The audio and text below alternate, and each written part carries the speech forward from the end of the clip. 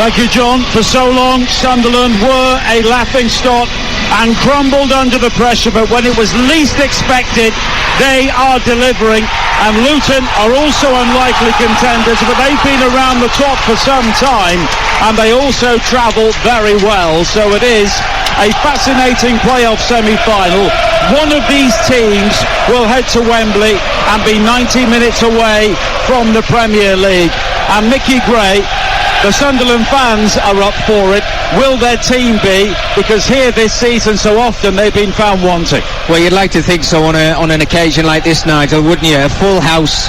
Who wouldn't want to play in the Stadium of Light in front of 42,000? This is what you start as a young man, and you want to try and earn your trade playing in games like this. I mean, this atmosphere in this stadium is going to be absolutely electric. You don't want to be the player who lets everybody down. You want to be the hero, and that's exactly what these 11 players walking out onto the pitch right now are thinking in their minds. Well, plumes of flames shoot up into the Wearside sky here as the two sides emerge from the tunnel some way beneath us here at the Stadium of Light. The Sunderland players get a tremendous ovation. The Luton Town fans are high up away to our left-hand side, and their team made a point of heading to that end of the stadium to recognise their support before kick-off. That didn't go down too well with the locals, but they simply don't care, and they know they have travelled as contenders with very little expectations for so much of the season, but their away form has been superb, and they will have no fears here at all today. Sunderland, of course, won the playoffs in League One last season. Luton Town have never won a playoff game in 9 previous attempts in either the EFL or the National League, but this season they have had the look of a side who just know how to get the job done. Absolutely, Nigel. They've been organised. It's a squad of players that have pretty much been together. They know the system that they play. They're very difficult to play against, and they get the job done more often than not. They score goals. They know how to keep clean sheets. And Sunderland have got to be on their game today. No question about it. The final day of the season, I was at Preston to see a great performance, certainly in the second half. It's a young side. Well, as I mentioned, Nigel, if you can't take advantage of this 12th man today, then you've got serious problems, and that's what the home side have to do. The Sunderland team out on the field wearing their 1973 tracksuit tops. Of course, the anniversary of the famous FA Cup victory over Leeds passed earlier this week. Luton Town, with a real sense of togetherness, have a pre-match huddle away to our left-hand side. A reminder of the two teams once again. Sunderland, it is Patterson in goal. We think a back three of Hume, O'Nien and Gooch, with Roberts and Clark as wing-backs, Ekwa and Neal holding in midfield, with Pritchard and Diallo either side of Gelhardt in attack. The Luton team is more straightforward, and it's possible that Tony Mowbray has made an attempt to match them up. Horvath in goal, Osho, Lockyer and Bell the back three, Drama, Rudder-Kampanzu, Clark and Nakamba in midfield, with Doughty playing on the left-hand side and Adebayo and Morris in attack. And just listen to the noise from these Sunderland supporters. They've had so long in the doldrums, but they are determined to enjoy their time in the sunshine here today. And our referee, Tim Robinson, beckons the two captains towards him. And now we are ready to get the game underway. The Luton team line up on the edge of the centre circle, which always happens when the opposition choose to take the knee before kick-off. They are wearing their chain strip of dark blue shirts, white shorts and white socks. Sunderland in their famous red and white stripes, black shorts and red socks. And the atmosphere here is sulphurous inside the Stadium of Light at kick-off time. But Luton Town have had a habit of dousing expectations and atmospheres away from home throughout the season. Perfect conditions here on Wearside. Blue skies and sunshine overhead, and an expectant crowd of over 42,000 here today. There will be drama, there will be tears and there will be glory. The Championship playoffs are underway on the Talksport network. Luton Town playing from right to left in the first half. A long ball is played forward from them, and I think it will be the first of a number of long balls. Yeah, absolutely, Nigel. I think they're very direct at times. Luton, not in a bad way, they do it in a certain way because they've got physicality up front, and I'm just looking at that new change in system for Sunderland. Certain players who've played in those positions, talking about the back three, and it's a good opportunity for them just to get off to a good start, but you just want an early touch. You want to calm your nerves as quick as you possibly can. Hume plays the ball away on this near side, and an opportunity for Roberts to almost shuffle over the halfway line just in front of the technical areas, but he's quickly closed down by Peli Runner-Kampanzu, who is looking to become the first player to be promoted from the National League to the Premier League with the same club. It's only 8 years since Luton ended their long spell in non-league football. Sunderland, of course, spent 4 years in League One, and for a club of this size, that must have felt like non-league football. Yeah, no, absolutely. You're looking at two sides who've got great history, Nigel, aren't we? But they need to get back into that promised land. Look, there's only one spot left, and you've got 3 huge games, possibly, to try and get yourselves back into the promised land of the Premier League. And this is what it's all about, playing in occasions like this every single week. Tom Lockyer has gone down on this near side, the Luton Town central defender who was in the Championship Team of the Year, and he was clutching his face, so very quickly the medical team have been ushered on to deal with a head injury here. And we're still trying to work out that Sunderland formation, Mickey Gray. Yeah. It looked like 3 central defenders. Hume playing to the right of them, O'Nien in the centre, and Gooch on the left. So yeah. It's not just square pegs in round holes, it's square pegs in triangular holes. It certainly is, but the one that worries me, and I know he's played in this position, is Lyndon Gooch. Look, it's not the tallest 3 centre-halves in the world, and when you think of Adebayo and you think of Morris up front who've got that physicality, that is going to be a real test throughout the whole of this game, no doubt about it. But Lyndon Gooch, I don't know how many times he's played as a left-sided centre-half, but I think the reason being is because you look at the assist of Jack Clarke. I don't think Tony Mowbray actually wanted to play him as a left-back. He wants him further up the pitch to cause his problems in the opposition's half. I think he's 11 assists this season, 7 goals, so he's a threat in the opposition's half, and I think that's why we've got the change in system. Lockyer coming across towards this near side, and he may have to come off for stitches here as he just ruffles a hand through his hair, but no, he's okay to continue. Has a quick word with Rob Edwards, the Luton Town manager, who lasted only 10 games at Watford earlier this season, but their decision to get rid of him has been to Luton's benefit and also to Rob Edwards' benefit as well, as Roberts hooks the ball away on this near side, playing as a wing-back for Sunderland here. Pritchard on the far side in the sunshine quickly closes down the run of Cody Drammer, bringing the ball forward, and it will be a throw into Sunderland on the far side, their left. We've played 3.5 minutes here at the Stadium of Light on the home of the EFL, Talksport 2, and it's Sunderland 0, Luton Town 0. The other playoff semi-final will get underway at noon tomorrow over on Talksport. Coventry against Middlesbrough with Adrian Durham, Ian Danta and Chris Awalamo. As Adebayo brings it forward now for Luton on the far side. A high cross into the penalty area. Morris challenging him. He does well to win the header off balance, but the header towards goal is saved by Patterson. He quickly bowls the ball out, but Osho cuts it out for Luton on this near side. And now Morris with a high ball into the penalty area, looking for Elijah Adebayo, but it was drifted in really and claimed by Anthony Patterson.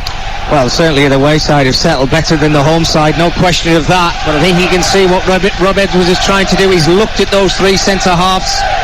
He knows there's a lack of height in there, so he's just trying to get that ball into Morris and Adebayo as much as he possibly can. And now Gelhardt does well to bring the ball down on the far side, plays it further wide, and there's a break into the penalty area for Clarke. He tries to lash the ball in towards the near post, but the angle was tight. It actually hits the stanchion behind that goal, and it's a goal kick to Luton. Yeah, that's one of the big reasons why I think Jack Clarke is playing further up the field. He just loves picking that ball up and running towards that byline. This time he just needed to wrap his left foot around the ball a little bit more. Maybe a little bit of nerves in there just at the beginning of the game, but he's such a threat with his energy levels, causes fullbacks all kinds of problems. Jack Clarke with 11 assists in the Championship this season. No one has had more. But of course, at the other end of the field, Carlton Morris has had his best ever goal-scoring season for Luton Town, 20 goals and also 7 assists as well. A player who was relegated with Barnsley 12 months ago. Barnsley, of course, in the League One playoffs, drawing 1-1 with Bolton here on Talksport 2 earlier on. Coming up at 7:45 from League 2, we have Salford against Stockport.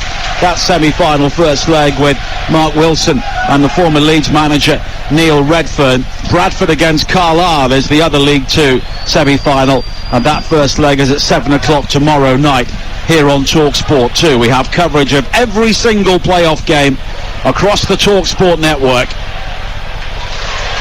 As Sunderland win it back on this near side, clip forward by Neil, looking for Pritchard, but he's quickly closed down by Marvellous Nakamba. But Diallo does well to rob Paddy Ruddock and Mpanzu, and a loose ball from Mpanzu has been picked up by Clarke. He can break towards the penalty area, but Cody Drammer's very quick, and he comes back to make the challenge at the expense of the game's first corner. Well, you can't play around with that ball in that centre circle like Mpanzu did there. He thought he had too much time. Sunderland players pounced upon him, 2 players, great play from Diallo, just got a little nick on it. It was Jack Clarke. He reacted quicker than anybody just to start driving with that ball yet again. Sunderland work the corner short. Here is Diallo on the edge of the penalty area. The crowd encourage him to shoot. He does left-footed, but he's closed down by Adebayo, and now it's played back towards the halfway line. Gooch now will play it forward towards Pritchard, who receives it on the half-turn, sways away from a couple of challenges, almost plays in Geldhart to the left-hand side of the penalty area, but Luton Town have bodies back there, and it's cleared away on this near side by Amari Bell, who once played under Tony Mowbray at Blackburn Rovers, but the ball drifts out of play. It will be a throw-in to Sunderland, and it's a frenetic start here at the Stadium of Light. 7 minutes played, and it's still 0-0 on Talksport 2. It certainly is, Nigel. The tempo certainly upped in the last minute and a half or so. Alex Pritchard this time got great feet on the edge of the 18-yard box, had the chance to get a shot away, tried to play that little intricate pass that didn't come off for him. Ekwa wins it back now, just inside the Luton half, forward again towards Geldhart, on loan from Leeds, who spins neatly and finds the former Leeds player, Clarke, on the left-hand side. He comes in field, but Drammer does well to close him down, and it spins back to Lyndon Gooch, the American, who arrived here as a rather flighty right winger, but is now playing as a left-sided central defender. But needs must for Sunderland. Tony Mowbray joked earlier this week, the only fit central defender in the club is him.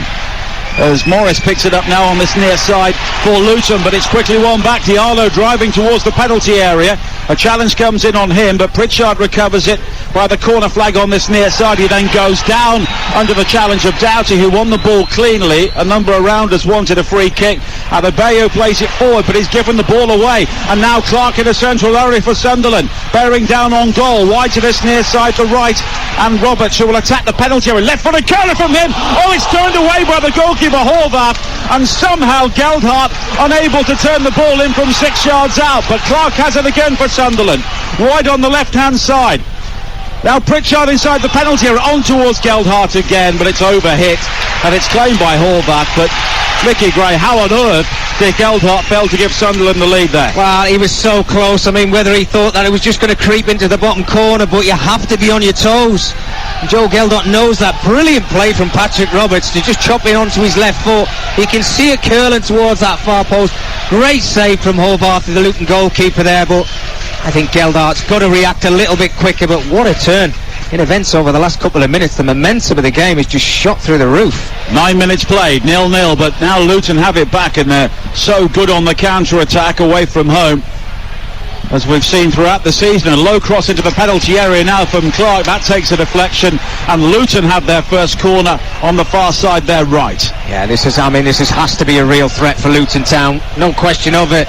You look at the physical size of some of their players. I'm looking at Sunderland's team. They're not the tallest. You've got the quality from out wide from set pieces. It can be absolutely huge in games like this. Luton, of course, lost in the playoffs to Huddersfield last season, and they've been beaten in League 2 back in 2017 by Blackpool, and also in League 1 back in 1997 and they were also beaten 3 times in the playoffs in the National League. Corner for them, driven high to the far post. Morris rising, heads it back into the 6-yard area, looking for Lockyer, headed towards goal by Osho. Adebayo's almost in there, and the ball is eventually driven in, and Elijah Adebayo has given Luton Town the lead. He goes to celebrate with their supporters behind that goal.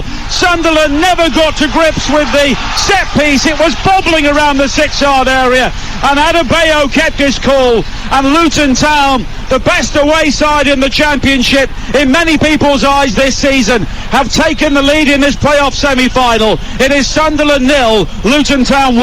Well, I talked about the threat from set pieces that Luton must have because of the physical presence that they've got in their team, and first corner they get, you can see from the back stick, you know, it's 6'4" players playing against 5'8" players.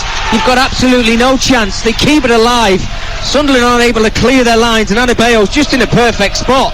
I think it's Patterson who pulls off a brilliant save in a 1v1 situation just before, and Adebayo's just got to poke that ball into the back of the net to give the away side an early commanding lead in this playoff semi-final. Well, Luton have not lost away from home since Rob Edwards' first game in charge down the A19 at Middlesbrough back on the 10th of December. 12 games unbeaten away from home since then, 14 games unbeaten to finish the season. Of course, Sunderland had their own unbeaten run. They're currently on a run of 4 wins and 5 draws to sneak into the playoffs on the final day. But Luton Town have been such a tough nut to crack away from home, and they already have the lead, and they have punctured the atmosphere here. Without a doubt. Another thing, Nigel, that Rob Edwards has to say to his players in that dressing room is just quieten the crowd as quick as you possibly can. Well, they've got off to the perfect start after 10 minutes by taking the lead at the Stadium of Light, and now it's going to be very difficult. You see how organised they are in front of us now. Whenever Sunderland get the ball, you know they want to get it down, they want to get it into those wide areas and start playing attacking football. But Luton just drop back into their positions to make it really hard for Sunderland to break them down. And Sunderland with only 1 win in their previous 8 home games. Of course, they've had a number of draws here towards the end of the season, but they're a goal down here already with 12.5 minutes played. Of course, no away goals, counting double in the playoffs for some time, which is why we've seen a number of cagey first legs in recent years. Of course, we haven't seen cagey first legs in the playoffs so far this season, with Peterborough putting 4 past Sheffield Wednesday last night, and it was a very enterprising game between Bolton and Barnsley earlier on, finishing 1-1 on Talksport 2 on the day that Southampton were also relegated from the Premier League, so they'll be facing either or both of these sides in the Championship next season, as the goal scorer, Adebayo, gathers the ball just inside the Luton half, and he was quickly taken out there by a challenge from Lyndon Gooch, and it will be a free kick. And Luton Town are doing what they always tend to do. Yeah, they've just got to play the game at their own pace now, Nigel. It's up to the home side to try and break Luton down, to get themselves back on level terms. Rob Edwards will be absolutely thrilled to pieces with the start that his side have had in this game. They look as if they're really at it. We talked about those 8 changes from the weekend's game. They're fresh, and you can see it in the energy levels that they're putting into this game in the early stages. But from a Sunderland perspective, it's not time to panic. Just keep playing the football that you played throughout the whole of the season. That's got you here in the first place. The free kick is played wide to the far side, and Drama driven low into the penalty area. It takes a deflection, and it goes behind this time for a goal kick to Sunderland. But now Luton Town have taken a firm grip on this game with 14 minutes played on Talksport 2, leading by a 1-0. Sunderland had that early flurry, the save from Horvath to deny Jack Clark, but now Luton Town have the goal, and they are a team who have forgotten how to lose away from home. No, absolutely. And that just comes with form, confidence, organisation, and players knowing exactly what their jobs are. That is going to be a real threat, Nigel, throughout the whole of this game. Those set pieces, Sunderland cannot afford to give away set pieces because of the height that Luton have in their starting 11. And Luton did keep 20 clean sheets during the regular season.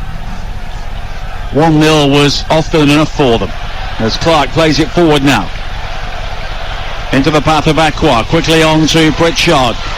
midway inside the Luton half, and Pritchard advances towards the edge of the penalty area, goes down. Believed he was fouled by Paddy Ruthercombe-Panzu, but no free kick given, and it bobbles through to Ethan Horvath. Yeah, and Panzu's just run away there as if he thought he'd never made the foul, but Alex Pritchard started to bang the ground as if he was frustrated, probably felt a little bit of contact, but from where I'm stood, Nigel, it didn't look as if it was enough to give a foul away. Sunderland trained with only 13 players on Thursday, such has been the injury problems they've had to deal with. 8 first-teamers unavailable for this game as Drama comes forward now for Luton on the far side, but Pierre-Emmanuel Ekwa comes back to guide the ball out of play, and it will be a throw-in for Luton, leading here by a 1-0 on Talksport 2 in the first of the Championship playoff semi-finals. Now Morris on this near side, he's been cleaned out by a challenge from Dan Neil, and the yellow card is quickly out for the South Shields born player. Went straight through the back of Carlton Morris, and 1 or 2 Sunderland players have just lost their composure here. Well, I think it's just a silly foul, isn't it? We had one about a couple of minutes ago from Luke O'Nien in the centre circle, and this one, Dan Neil on Carlton Morris. No real need to make that challenge. He's not really going anywhere. He looked as if he was trying to play the ball back to his centre halves. And now for the rest of the game, Nigel, you've got to be very careful when you've got challenges. And Dan Neil, only 21 years of age. Sunderland have the youngest average starting 11 in the Championship this season. As a high ball is played forward by Doughty towards the far post. Challenging for it was Lockyer. He wins it back and finds Drama. And now Nakamba on loan from Aston Villa, midway inside the Sunderland half, laid into the path of Mpanzu, and then back to the halfway line. And Osho again. And Mpanzu looks to play it further wide towards Adebayo, but then the challenge comes in. I think the whistle has gone because a Sunderland player is down on his haunches midway inside their half and may require some treatment. Yeah, it's Dan Neil. I think it was the Nakamba who just tried the reverse pass, and it just hit him, pull him in the face. So the referee just blew his whistle straight away just to calm the game down a little bit. He's back on his feet, looks as if he's okay. Maybe it's that little bit of a respite, that Sunderland need, because you can just sense it now, Nigel. And this is working in Luton's favour. The stadium's a little bit quiet, which would have been a big thing for Rob Edwards to say to his players before kick-off.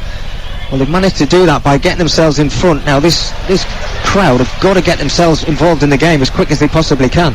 Gooch with a long ball forward over the halfway line, looking for Gelhardt, headed away by Lockyer, but Pritchard wins it back, and Gelhardt now lays it back wide towards Pritchard down the left. A back heel brings Clark into the game. He comes in field to find Ekwa quickly on to Neil, but Sunderland have given Luton the opportunity to regain their defensive shape on this near side. Roberts cuts it back towards the edge of the penalty area. Diallo will chase, but Lockyer gets there first. He's had an excellent season, the Welsh international. A high ball played forward from him, looking for Morris on the halfway line. He eventually nods the ball down, and Clark drives forward now for Luton. Plays it wide towards Adebayo. Adebayo's got support further wide down the right, but he goes for goal. He had better options than that. Drama completely unmarked right-hand side of the penalty area, but he drags the shot harmlessly wide. Well, they're losing the physical battle, Sunderland.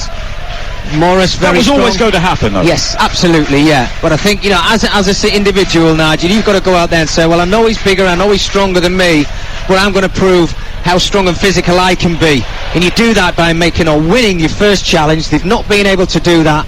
Sunderland are trying to get the ball down. They're trying to play nice football, but for me, in the wrong areas. And that's where Luton are capitalising on it, which is why I say that physical presence that they've got at the moment, just on top.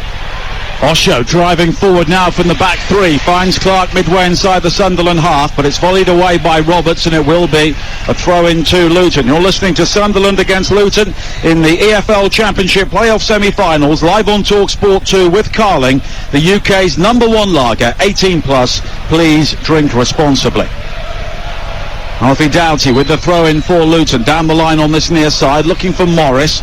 It's over his head, and O'Nien will allow it to drift out of play, and Sunderland will have a goal kick. With nearly 20 minutes played here on Talksport 2, Sunderland 0, Luton Town 1. Don't forget Salford against Stockport from the League 2 playoffs coming up at 7:45, the last of our playoff triple header on Talksport 2 today.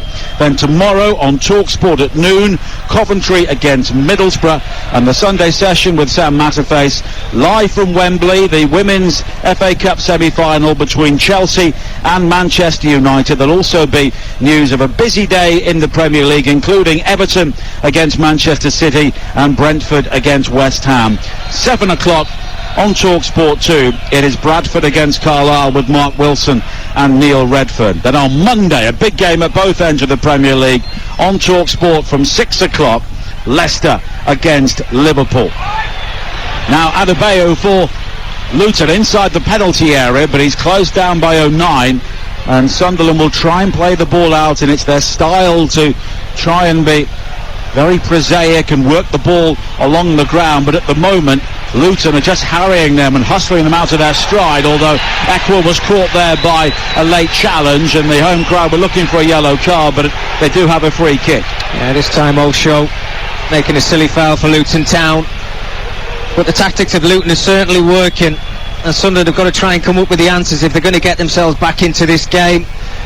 Playing too many long balls up to Joe Geldhart, who's, he's not the tallest centre forward in the world. He's not going to bring that ball down. He's not going to hold up play, so the other forward players can come and help and support him a little bit.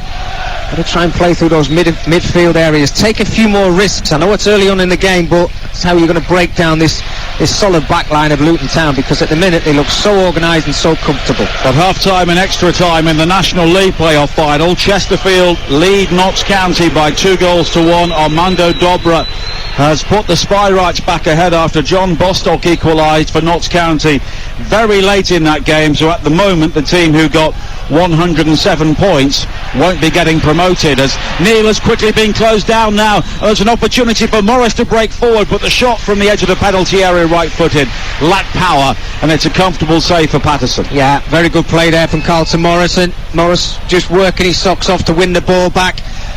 Sunderland, if they're going to try and play through the lines, they have to do it quicker. They're giving Luton the opportunity to get back and organise themselves, and it's just a little bit sloppy from the home side. It's probably down to the way that Luton Town have set themselves up. Certainly look as if they're up for this game, no doubt. A reminder, in the Premier League early today on Talksport at 12:30, Leeds 2, Newcastle 2. This afternoon it was Villa 2, Spurs 1, Chelsea 2, Forest 2, Palace 2, Bournemouth 0, Manchester United 2, Wolves 0, and Southampton 0, Fulham 2. Saints are relegated. They will be in the Championship, live on Talksport 2 next season. As Sunderland try and move it forward now with Trey Hume, the Northern Ireland international, another player playing out of position, and at the moment that lack of cohesion for Sunderland is possibly showing in one or two areas against a very well drilled, very well coached team. Yeah, completely right, Nigel. And you sometimes question, is the occasion a little bit too big for some of these younger Sunderland players? I'd like to think not. You'd think you kind of raise your game a little bit for it, but you certainly need to go through the gears a little bit quicker than they are doing. And now Clark has strode away from the challenge of Gooch. Clark can break into the penalty, pulls it back to Adebayo, and that's an excellent challenge inside the area from Hume, probably a goal-saving challenge. And at the moment, Sunderland looking at odds every time Luton cross the halfway line. Absolutely fantastic from Luton Town again. Morris again on that right-hand side. Lyndon Gooch is going to ground. If you go to ground, you've got to know yourself 100% you can win that ball, because he's the last man basically. He makes a real rash challenge, completely misses the ball, and it just gives Luton the opportunity again to break and just play a simple ball into that 6-yard area. Brilliant defending from Trey Hume to keep the score at 1-0. Corner kick for Luton on the far side. 23 minutes played on Talksport 2. Luton leading by a 1-0. Clark's delivery high towards the far post. Patterson rising above Morris to claim cleanly. He then tries to play the ball forward, but he was just blocked off by Adebayo, and in the end he has to bowl the ball out wide to the far side. Gooch brings it forward at walking pace in the strip of the pitch, still illuminated by the sunshine here at the Stadium of Light. Now 09, midfielder playing at the heart of a back three with a winger on one side of him and a full-back on the other. Pritchard jabs it down the line, looking for Clark, who's done well to keep the ball in play. Has support from Neil in field, and now it's back towards Gooch on the far side. But Sunderland at the moment just look slightly off the pace, and they're finding it difficult to deal with Luton's physicality, but at the same time Luton are playing a much smarter game here. Yeah, Sunderland, it's a lot of questions without coming up with the answers at the moment, and I just wonder whether Tony Mowbray's having a look at maybe even the system and how he can maybe tinker with it and change it up a little bit so they can actually get themselves into the final third. Look, they've done it on a couple of occasions with Jack Clark down that left-hand side, but you can see the way Luton themselves, they're just waiting for a mistake from Sunderland to play that silly little 5-yard ball that goes astray. Luton pick it up and they're on the attack themselves, and it's worked great for them so far. One thing we know is Tony Mowbray will not change the way he wants his team to play. He won't suddenly start launching it as a free kick's been given on the far side. Jack Clark, the player who was being dragged down by Osho, is taken quickly by Sunderland, and in the end, as they do that, they just give Luton the opportunity to regroup. Now Ekwa has to go back to the halfway line and 09.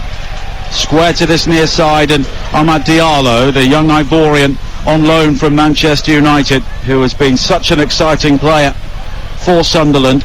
But you just wonder where Sunderland would be this season if they had a recognised striker, because of course Ross Stewart scored 10 goals in 13 games, but they've barely seen him since December. It's been a huge miss, and obviously any side is going to miss a player who gets goals like that for you, Nigel, but let's not forget Ellis Sims, who came on loan from Everton also. Here is Pritchard now, breaking into the penalty area left-hand side. He claims he was caught by Osho as he delivered the cross into the penalty area, but it was gathered comfortably by Horvath.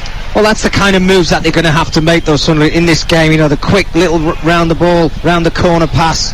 If they can do that, they will get Diallo involved, they will get Pritchard involved, but when they get into that final third, bit of quality is going to be needed also. 27 minutes played, Sunderland 0, Luton 1 on Talksport 2, as Ekwa does well to ride a challenge and carry the ball up to the halfway line for Sunderland. Patrick Roberts takes over, wide towards Ekwa again, infield to Pritchard. And it's neat and tidy from Sunderland, and now a clever ball from Ekwa, almost releases Roberts on this near side, and in the end he carries the ball out of play, and it will be a throw into Luton Town. And when Sunderland have the ball in those tight areas, there are 2 or 3 Luton players descending on them instantly. Absolutely. You can see they're setting traps for them, they're letting them have a couple of little touches on the ball, but when they get them surrounded in a corner, they're just not letting Sunderland players get out. And that's why I talk about the passing. It's got to be quicker, it's got to be more precise. You've got to have runners off the ball, never mind the player who's on it. As soon as he gets his head up, he's having a look up, and there's really nobody in front of Roberts, and even Jack Clark on that left-hand side. That has got to change. But it's all down to the energy levels and the way that Luton have set themselves up. You can see they've come here with a game plan, and it's certainly working. And you just look down their team, and they do have youngsters, but there is an experienced core which Sunderland are just lacking, and that's nobody's fault. Just down to injuries and bad luck. But now Doughty has given the ball away, but Diallo tries to find Pritchard and only succeeds in giving it to Clark. But now Sunderland doing it back, and Geldhart was almost cut in two on the halfway line, and in the end a free kick has been given. Nakamba is quick to try and depart the scene, but I don't think he'll depart in time to escape a yellow card. No, well, I think if you're going to give Dan Neil a foul for just in front of the technical areas and a yellow card, I think you have to do exactly the same thing for Nakamba. You could see that was Sunderland were on the break. I have to say it's a very clever foul if you're thinking in Nakamba, and Sunderland looked as if we were on the break. So he's basically taken one for the team there, Nigel. Yellow card for Marvellous Nakamba. And again Sunderland do nothing with the free kick. It's given away to Adebayo, who hops over the challenge of Pritchard. He's then fouled by Neil, was he? No, not according to the referee. Clark comes forward now for Sunderland. He in turn though loses out on the halfway line to Gabriel Osho. And it's all very scrappy, all very tetchy at times as well, with nearly half an hour played here at the Stadium of Light on the home of the EFL, Talksport 2, and it's Sunderland 0, Luton Town 1 in the Championship playoff semi-final first leg. Coventry taking on Middlesbrough in the other semi-final, live on Talksport 2 at noon tomorrow. Now Jordan Clark has gone down, on the edge of the penalty area, clutching his head. It was an aerial duel involving Luco 9, and I think 9 will get a yellow card as well. There was a raised arm there, I think, into the face of Clark, and it's a free kick for Luton right on the edge of the penalty area. Well, I'm just having a look at Jordan Clark down there. I mean, where the contact came from, Nigel, whether it was on, if it was his arm, then it has to be a yellow card. I thought initially he'd done very well. Kind of tried to flick the ball away from his own goal with the back of his head because he was running back to his own goal. What a super run from Jordan Clark to get him actually just on the edge of the 18-yard area. And look, very close to being in the penalty box, I have to say. Notts County have equalised for a second time. Ruben Rodriguez at Wembley in the National League playoff final, 2-2 against Chesterfield. Chesterfield were 3 minutes away from promotion. Of course, Notts County came back in added time to equalise and then win their semi-final right at the end of their game against Boreham Wood. They have lived on the edge all season, Notts County, and they're doing so again at Wembley here today. Free kick here for Luton, right on the edge of the penalty area. And as we've seen already, set pieces are a real test. And Jordan Clark is over the free kick, and he's got the opportunity to whip this ball in. In the end, it's left for Doughty to wrap his left foot round it. He fires it in towards the near post, and Patterson makes a good claim. Well, I mean, he's got a lot of pace on that, Alfie Doughty. He just whips it below that Sunderland wall. You see Anthony Patterson, he's in the perfect position just to sweep that one up, but again, just have to stop giving those silly little fouls away outside of your own 18-yard box. If you do that, then Luton are only going to add to this lead that they already have. And now Jack Clark has been felled on the halfway line by Adebayo, and it will be a free kick for Sunderland. But every time they get a free kick, they're looking to play it quick, looking to play it short, when maybe now and again they just need to take a moment, reset, and maybe put the ball a bit longer. But if they do that, they don't really have a physical target to fight for it. And that's the problem they've got, Nigel, isn't it? I mean, they're probably getting their head up to have a look, and then you've got Joe Geldhart, who's the only centre forward up there. Well, you can't play a ball in between the two centre halves and let him challenge him, because he's just not going to win any challenges whatsoever. So they're overplaying at the moment, and they're making so many mistakes. Geldhart, though, wins it back and plays it wide to Clark on the far side. The challenge comes in from Drammer, and it will be a Sunderland throw-in on the far side. And I always thought that Drammer against Clark was going to be one of the key confrontations here today. Two very pacey young players, both with Leeds United connections. And Cody Drammer, one of a number of players in the Championship this season who may be wondering that if things fall a certain way, would he want to return to a club who's been relegated from the Premier League if their side goes up? Nathan Teller at Burnley on loan from Southampton, another one. Certainly big decisions for those players in the summer, isn't it? Or do you want to stay at your parent club and fight again in the Championship, or do you want to actually move on and play somewhere where you actually feel comfortable when you're certainly playing every single week? And you're right about that battle over on the right-hand side, Nigel. Drammer and Jack Clark. It's very good, and you can see the energy levels. Clark just wants to get forward. Drammer's a very good defender, but when given the opportunity, he bursts over that halfway line. He's got the quality to do so. Well, Luton sold James Bree to Southampton in January, and Drammer was the player who arrived on loan from Leeds, and in many ways he's almost been an upgrade on what they had before. But Luton have been a real clinic for fullbacks in recent years. You look at players like Max Aarons at Norwich, who originally came through at Luton, James Justin. They seem to have had a purple patch of developing players in that position. Yeah, no, absolutely, and if it works, it's great. I love to see players coming down to the Championship and playing their trade and giving themselves an opportunity of first team football, and it mans you up a little bit, the Championship. Certainly playing every single week, Tuesdays, Saturdays. Now Doughty on this near side for Luton, moving forward, but he runs into Ekwar, who comes in with a solid challenge, and Sunderland have the opportunity to play the ball away again. 34 minutes played.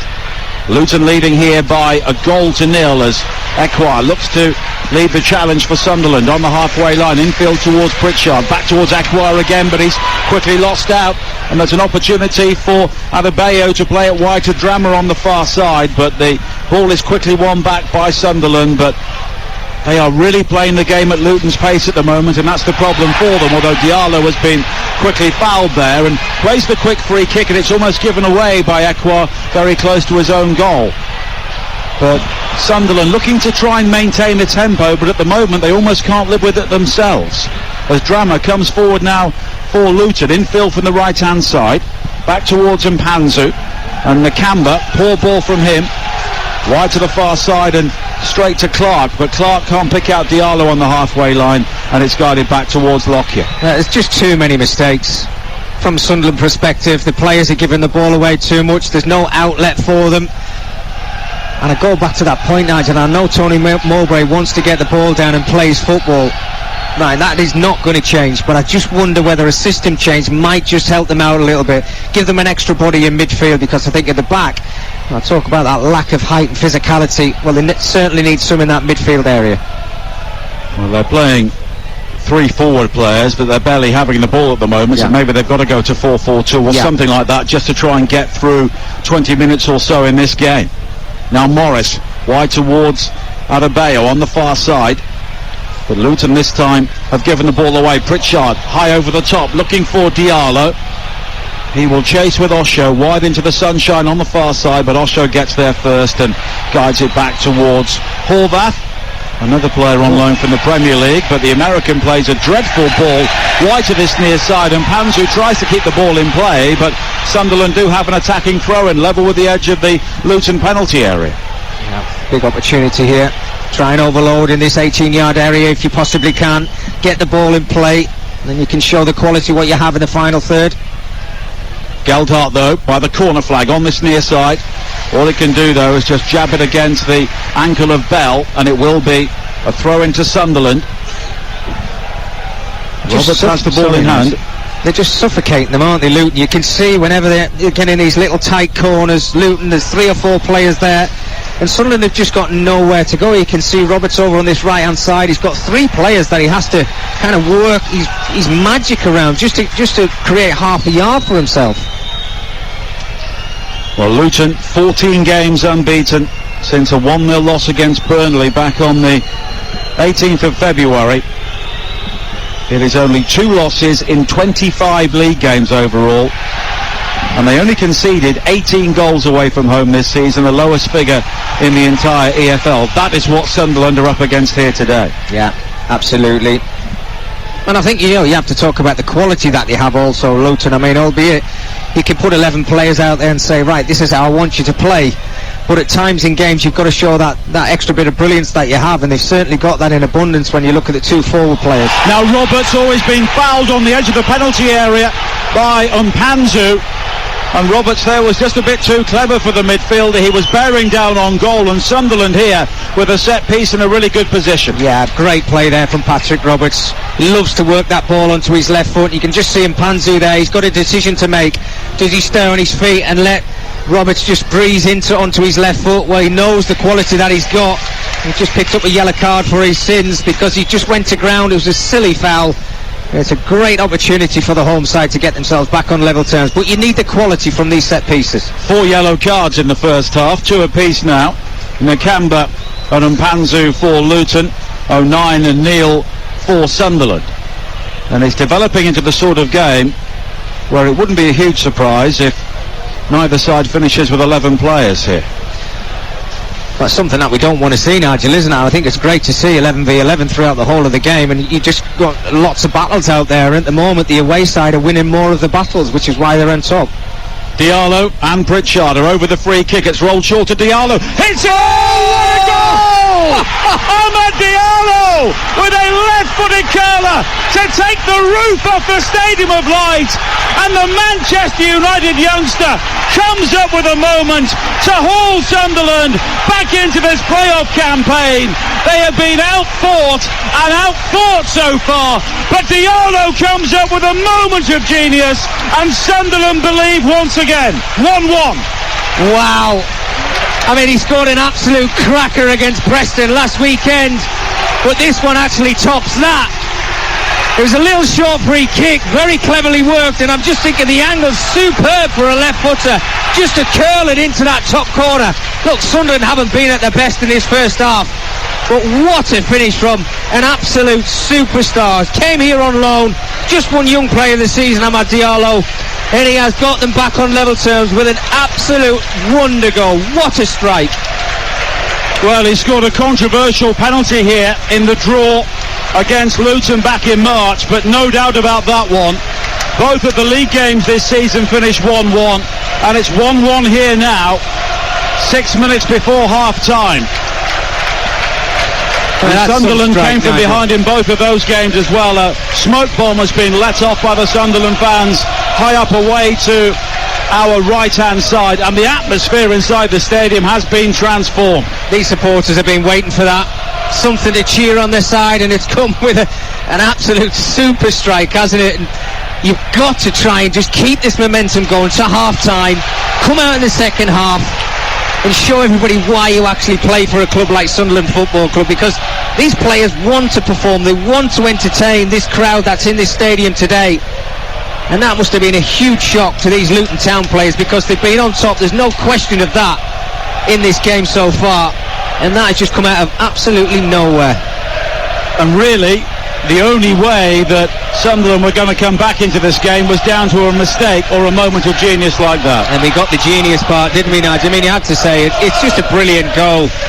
Lovely little bit of work play from Sunderland initially to win the foul, but then Pritchard just with that little touch, and then you're wondering who's going to take the shot on him. Well, it was that young man Diallo, and he just couldn't have put it in a better spot, right into the top corner to give Horvath in that Luton Town goal absolutely no chance. Well, the last four meetings have finished 1-1, and we are with a similar scoreline now, just before half-time on Talksport 2. And Luton have given the ball away again. Here is Roberts. Was he fouled just inside the centre circle? He was. Pulled back by Doughty. And it's Luton's turn to maybe just feel a bit of pressure in the playoffs. Yeah, well, you can see that. They're very clever, I have to say, the midfield players, Nakamba and Panzu and Clark. Whenever they can see Sunderland are trying to break forward, just a little niggly foul that they get away with, albeit we've had a couple of yellow cards in the game for some nasty challenges, but you see it just gives them the opportunity to get everybody behind the ball. They know at the minute, in the next couple of minutes, they're going to be behind because of the momentum that Sunderland have. Just nullify that as quick as you can. Ekwar now receives it from Pritchard on the edge of the penalty area. Clark wants it wide to the left. Ekwar continues. He goes down. The challenge comes in, and in the end, a goal kick has been given.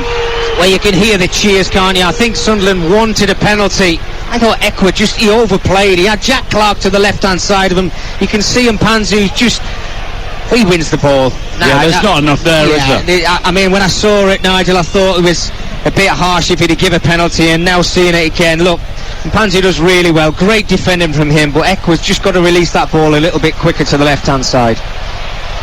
1-1 with 2.5 minutes to play in the first half here on Talksport 2. The second leg of this game live on Talksport on Tuesday. On Talksport 2 it will be Inter against Milan, the second leg of that Champions League semi-final. Then on Wednesday night we are live from the Etihad for Manchester City against Real Madrid. 1-1 from the first leg with Adrian Durham, Jim Proudfoot and Stuart Pearce. Middlesbrough against Coventry, that second leg will be on Talksport 2. Then on Thursday night, Talksport Newcastle against Brighton. AZ against West Ham will be on Talksport 2. Of course, West Ham 2-1 up, looking to reach the Europa Conference League final. And the second leg between Sheffield Wednesday and Peterborough will be available on the Talksport app. Can you give your former club a prayer? 4-0 down. Yeah, well, not now, mate. I mean, I saw them the final day against Derby County, and I really fancied them in the playoffs, but Peterborough, outstanding performance. Here is Diallo now coming forward again, another left-footed curler, and this time it's deflected high and wide for a corner. He's getting so much space now, Diallo. He's growing into the game as we climb up to halfway and half-time. Working that ball onto his left foot. super play again. Now Clark looking to attack the penalty area, drives it into the near post. Doughty though manages to just jab the ball behind, and it will be a corner kick once again. And Sunderland are playing all these corners short, and when you look at the disparity in height between the two teams inside that penalty area, that's no surprise. Absolutely, you can understand why it's very difficult to try and pick somebody out. I mean, we're having a look in the 18-yard box now, when have you seen this? There's only Joe Geldhart really in the box. Played short to Neil now, wide on the left-hand side. Now back out towards Clark on the edge of the penalty area, and there's an opportunity for Pritchard to receive it now and try and attack the penalty area. Lofts a high ball to the far post, nodded away though by Mpanzu, picked up by Roberts, who looks to chop back onto his right foot on the outside, drives it in, but it's blocked at the moment by Mpanzu, and it will be a throw-in for Sunderland, and they are on top as we head towards half-time here. Diallo claims he was obstructed by Nakamba, but he looked to manufacture the contact and nothing was given. And now a free kick has been given, or at least play has been stopped, because Diallo has stayed down from that initial challenge, and we are into 2 minutes of added time. Well, I think the referee's got a couple of decisions wrong there. Diallo, lovely little play, flicking it over the defender, but then he let the play go on, the referee, and as it went up towards the halfway line, I think it's Luke O'Nine on Adebayo. That was a late challenge. Yeah, as well, it brings him it? down, so I think it's actually the Luton side who've won this free kick, because he let the play go on. You can see the players after that challenge by O'Nine and Adebayo, they came together. Their faces came together. Look, there was no shoving or anything like that, but the referee's got to stay on top of it. Look, he's lost the plot over the last minute, hasn't he? O'Nine might be relieved there because he's on a yellow card. Yeah, that was a bad challenge as well. Well, it's been a first half which has certainly held the attention. Without a doubt. Luton were excellent for 35. Oh, my goodness. Patterson treads on the ball inside his own penalty area. Maybe he wasn't holding his attention enough. Absolutely not. You don't need to see that. But yeah, Luton were fantastic for 35 minutes. Their game plan was working to a T, got themselves in front, and then a momentum change in the final 5 or 6 minutes of this first half, where Sunderland just scored an absolute wonder goal to get themselves back on level terms. You've got to try and hang on to that if you possibly can. Hume looking to try and play the ball out, but he's given the ball away for Sunderland. But now it's quickly won back and played wide to Ekwa, charging over the halfway line. Right-hand side, he's got support from Diallo. Roberts also making the burst into the penalty area, and then the ball is allowed to run by Geldhart, and it's gathered now by Neil, and it's Ekwa with a left-footed curler, but not the menace of the previous one from Diallo, and it's saved by Horvath. Well, there was a couple of opportunities there for Ekwa to play the ball out to the right-hand side to Diallo. Nearly came off, but Dan Neil just waiting on the edge of the 18-yard box with a super strike, but didn't take it on. Well, half-time, and the Sunderland crowd rise to acclaim their team. They fell behind early on to that scrappy goal hammered in by Elijah Adebayo after Sunderland failed to clear a corner, but a quite stunning equaliser from Amad Diallo has given Sunderland some hope here. Luton were on top for long spells, will maybe be disappointed they didn't extend their lead, and Sunderland made them pay just before half-time. Half-time in this semi-final first leg, it is Sunderland 1, Luton Town 1. Thank you, John, and it's Sunderland who will get the second half underway. 1-1 here. A reminder of the two teams again. Sunderland, Patterson in goal, Gooch, Hume and O'Nine are back three in the first half. Roberts and Clark in the wide areas, with Ekwa and Neil at the heart of midfield. Pritchard and Diallo supporting Geldhart in attack. The Luton team, Horvath in goal, Osho, Lockyer and Bell the back three, Drummer and Doughty the wing backs, and Mpanzu, Clark and Nakamba in midfield, Adebayo and Morris in attack. Sunderland in the red and white stripes, Luton in dark blue, and at the moment we are no closer to knowing which of these sides will be heading to Wembley for the richest game in world football at the end of the month, as Sunderland, playing from right to left, look to build on this near side. And a challenge on Clark, he goes down, but no free kick has been given, and Sunderland will have a throw-in.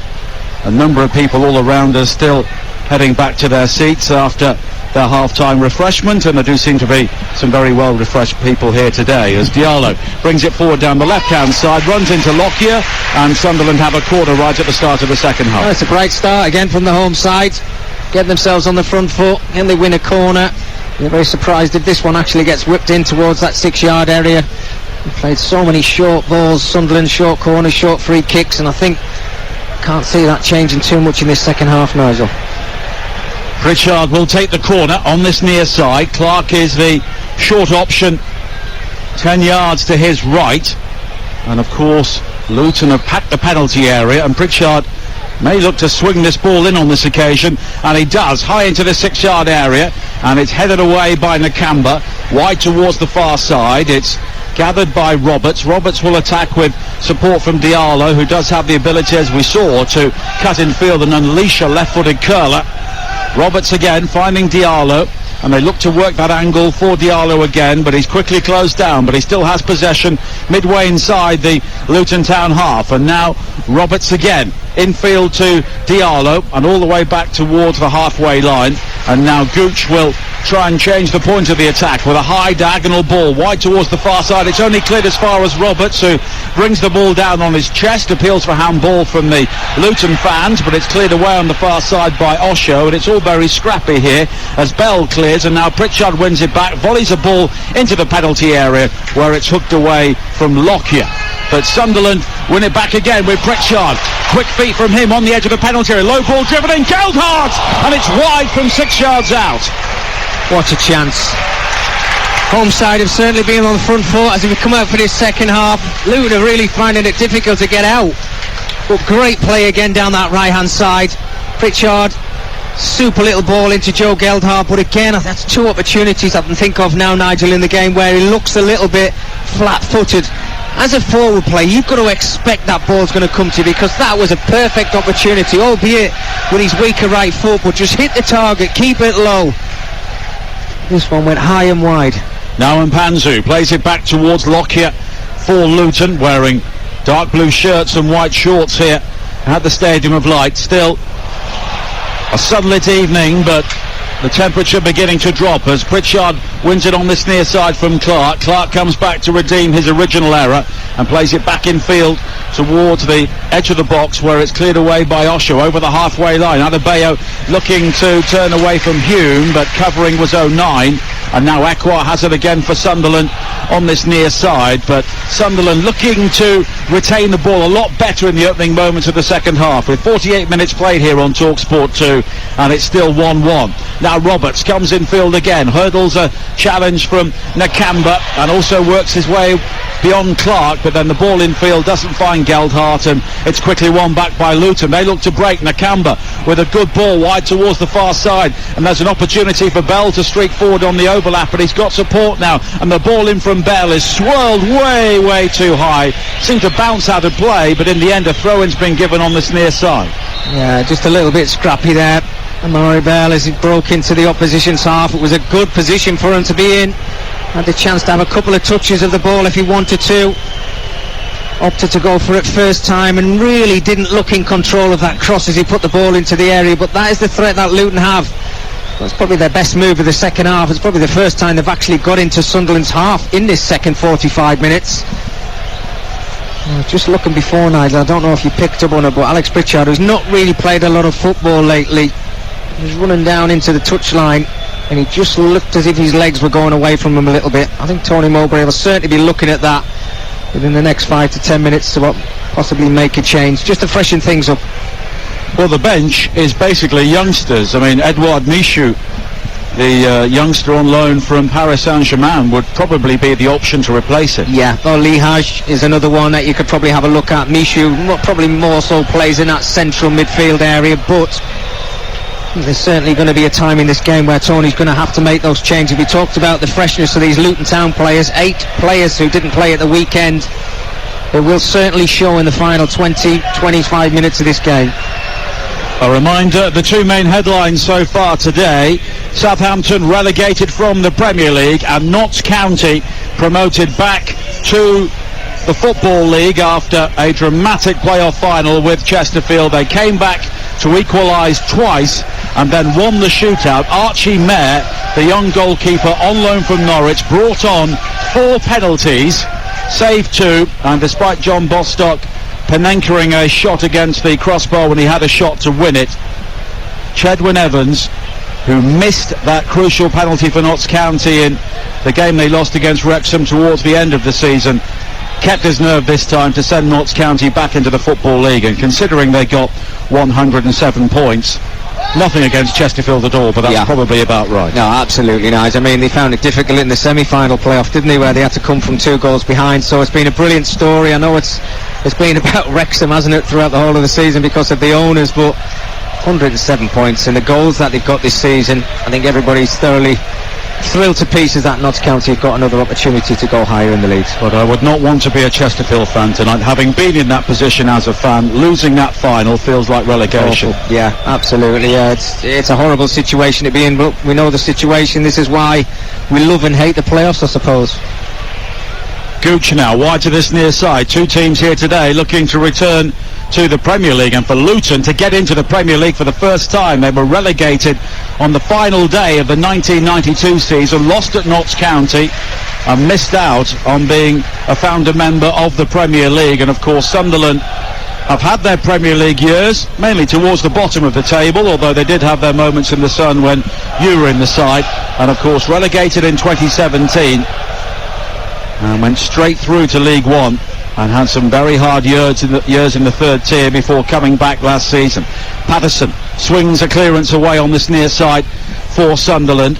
52 minutes played here on Talksport 2. 1-1 at the Stadium of Light as a challenge comes in on Gelhardt on the halfway line, and it will be a free kick for Sunderland, and they have been the better side since the break. They have, no question about that. Gabe O'Shaw just making a foul there on Joe Gelhardt yet again on that centre circle line. And they've just been a little bit frustrated, the away side, in this second half. They've had one real opportunity of breaking forward down that left-hand side, but the quality just wasn't there, and Sunderland's possession certainly got a lot better in the second half. They're taking care of the passing a little bit better than they were in that first half. Sunderland have not won away to the Luton have not won away to Sunderland since September of 1973. And 3 days previously, Sunderland were in Budapest playing their first game in the Cup Winners' Cup, having won the FA Cup the previous season when they beat Luton at Roker Park in the quarter-finals. It's just unbelievable, isn't it? I mean, you would think that most sides would come in that time and pick up one win on the way, but it's just incredible start. 18 games since for Luton, and they've never been victorious, but they led for a long time in the first half here. O'Shaw with a high cross into the penalty area, nodded down again by Morris, who was winning everything inside the penalty area, but this time he can't direct it to a dark blue shirt, and Sunderland will clear the ball away. 53 minutes played on Talksport 2. We have Salford against Stockport coming up from the League 2 playoffs at 7:45. Every single playoff game live and exclusive to national radio on the Talksport network, and we have some big games coming up from the Premier League as well over the next few days, notably Leicester against Liverpool coming up live on Monday night, only on Talksport, following draws earlier on today for both Leeds and Nottingham Forest. Still very difficult nights to pick the bottom 3 in the Premier League, isn't it? Seems to change every single week, and points are just so vital right now. Big game for Everton tomorrow against Manchester City. That will be featured in the Sunday session. Live from Wembley with Sam Matterface. Of course, it's the Women's FA Cup final tomorrow between Chelsea and Manchester United after Notts County were successful there today. Busy time for the National Stadium, and of course we will be there for the FA Cup final and the playoff finals. The only place you can hear all those games is here on Talksport. As Sunderland win a free kick on the far side, a rash challenge from Doughty on, I think it's Gelhardt, or a long way Roberts, I think it is the player who's gone down. Yeah, silly foul there from Doughty. No chance of winning the ball. Yeah, Diallo just on the ground there, but the wing-back's just, he knows he's not going to win that ball. Diallo's always favourite. Just stand your ground as a defender and do your job properly. We are a long way from the action here, right at the back of the main stand at the Stadium of Light. A high ball played forward again for Sunderland, which is meat and drink for players like Tom Lockyer, and he guides it back towards his goalkeeper Anthony Patterson. You can certainly see that physical presence of what Ross Stewart would actually bring to this Sunderland side, and they've got some wonderful ball players technically very gifted, but you need that man up top to stick the ball in the back of the net, and unfortunately Joe Geldart, he hasn't got the physical presence of a Ross Stewart or an Ellis Sims who was here at the early part of the season, and that's where they're just falling short, the home side. They can't get it into Geldart's feet, they can't actually get him involved in the game. And they were the first team since Leicester back in 2013 to reach the playoffs in the Championship with fewer than 70 points, and they were the real outsiders on the final day, and they were helped in by Tony Mowbray's former club Blackburn Rovers coming from 3-1 down to win at Millwall. I was covering that game, and that was an extraordinary afternoon. I bet it was. I didn't think Blackburn had 4 goals in them from what I'd seen in the previous weeks, guys, but Brereton Diaz certainly came up with the goods for Sunderland. In what's probably his final game for Blackburn, as Drama plays a low ball into the penalty area for Luton, over hit and behind for a goal kick. And long time to go in this game, Nicky. Yeah. But at the moment, I think a draw would probably suit both teams. Well, it would, yeah. I mean, it gives Tony Mowbray and his players the opportunity of a couple of more days to maybe have a look, and maybe, I'm not too sure what the injury problem is with the centre-halves, but they need a bit more physical presence in that central area, because I can just see Luton at home with the home advantage of the crowd, very tight ground, as you were talking in the build-up to this game. You can just see the tactics working in their favour, but I have to say Sunderland, since they got the equalising goal, they look comfortable in possession, they look as if they're enjoying themselves, and Rob Edwards is probably having a look now, thinking himself, right, I need to change something up here. And they do have more depth on the bench in terms of experience and players they could throw on.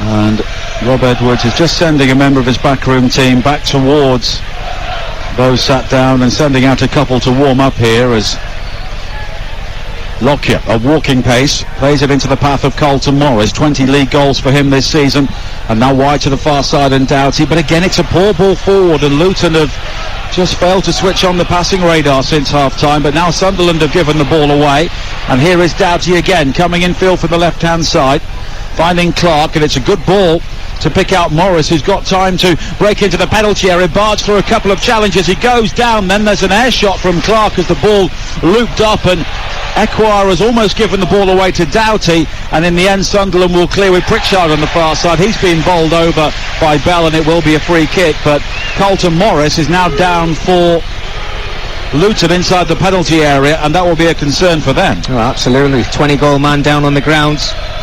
Initially did ever so well, he picked that ball up just outside of the penalty area, and he drove in, got away from his marker, but I think it was Luke O'Nien who came across, and it was a crunching challenge. He was just trying to pull his right foot back to get his shot away. Great defending in the end. I don't think it was a penalty, I have to say. A couple of the Luton players are starting to wave their arms around, but not for me. It would have been a very soft penalty if given. And you're listening to Sunderland against Luton in the EFL Championship playoff semi-final, live on Talksport 2 with Carling, the UK's #1 lager, 18 plus. Please drink responsibly.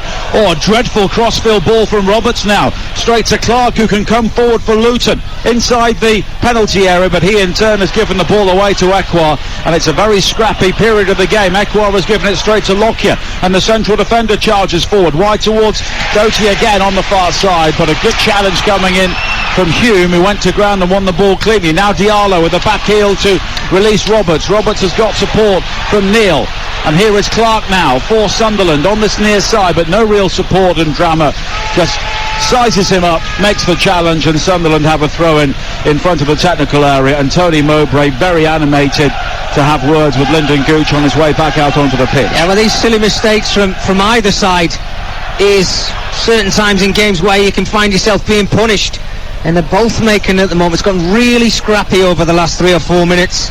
Sunderland can't get out of their own half, they keep giving the ball away. Ekwar on 3 or 4 occasions. Luton doing exactly the same thing. Jordan Clark, I think, was the player who was giving the ball away for Luton Town, but somebody just needs to get a stranglehold of the game in the next couple of minutes and make something happen for your team. And we have two teams here with very poor playoff records, although Sunderland ended their long wait for a victory at the 7th attempt against Wycombe in the League One final last season. Clark now coming forward, the challenge comes in from Drama, and the final touch was off Clark as the ball rebounded over the byline. and it will be a goal kick. Luton in their 4th EFL campaign. They've lost 3 times in the National League, and they've never won a game in an EFL playoff.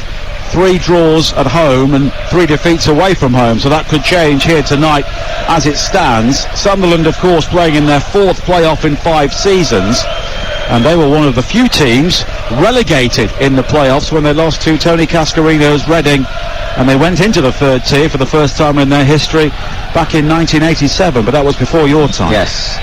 It was, Nigel, yeah, but that's what I said, you either love or hate the playoffs. It can be the best day in your life, or it can certainly be the worst, and I think you've been through the worst, I've been through the worst. Well, yeah, I mean, I would say that you came back better than I did anyway. Roberts coming forward now for Sunderland. Roberts with a low shot. Did it take a deflection? It did, and it's gone behind for a corner kick. Well, they've been a real threat on that right-hand side with Roberts and Diallo. Just need Jack Clark to get involved in the game a little bit more on this left-hand side, but great play again from Roberts. Loves coming in on the left foot and getting his strike away. Just gives Sunderland another opportunity from this corner, and last one went straight into the box and easily cleared. I'm just wondering whether I'm going to try and play this one short, Nigel, because the long ball into the box is just not working for them.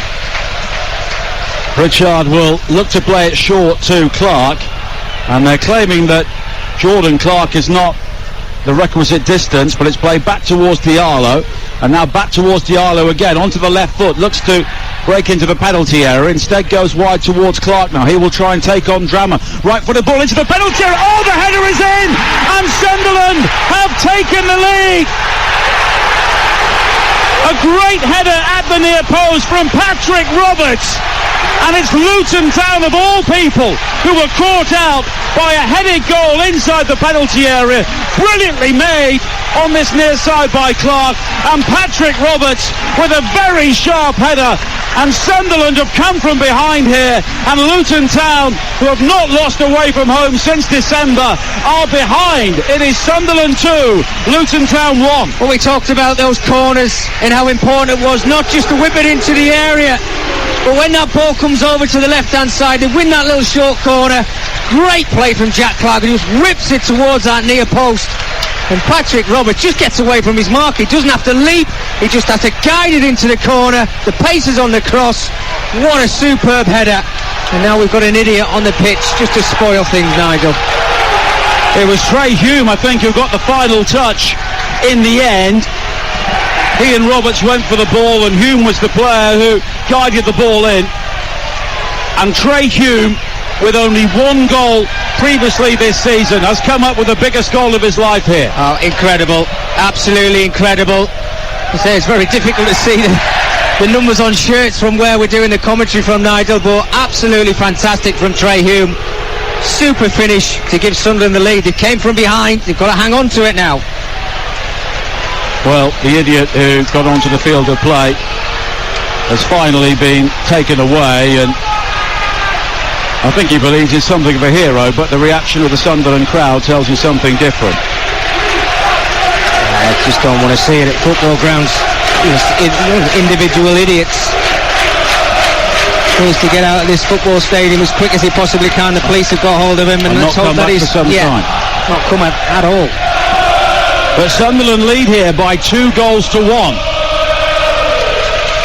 Now Hume. A high ball forward again from him, looking for Diallo, who looks to bring it down, and in the end it's given away, and we wonder why they were playing those short corners all day, and finally we've discovered why. Well, absolutely. I mean, you can see it, Nigel. When they put the ball into the area first time, Luton have just cleared their lines. It's too easy for them.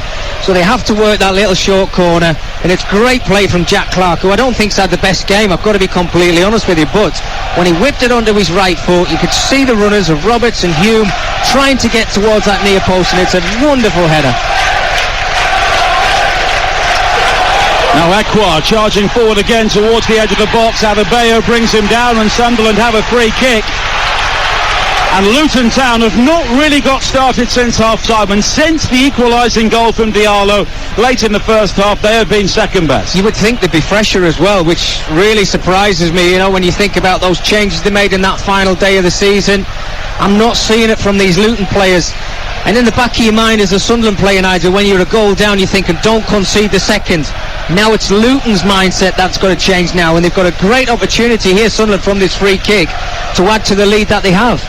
65 minutes played. Sunderland 2, Luton 1. Will be off to the Peninsula Stadium shortly for team news ahead of Salford against Stockport in the League 2 playoffs. But Sunderland here pushing hard for a third goal. Diallo over the free kick again, and it's from a very similar position from the area from which they scored the opening goal. Pritchard and Diallo are over it once again.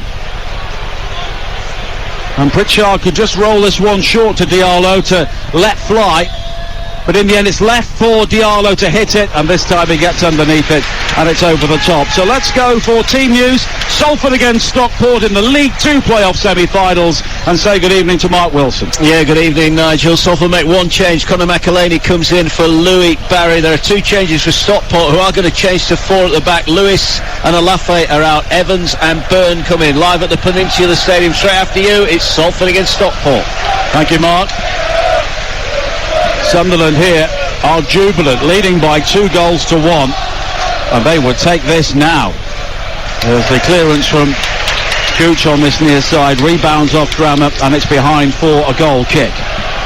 Well, which manager's going to put his cards on the table first, because players are given absolutely everything.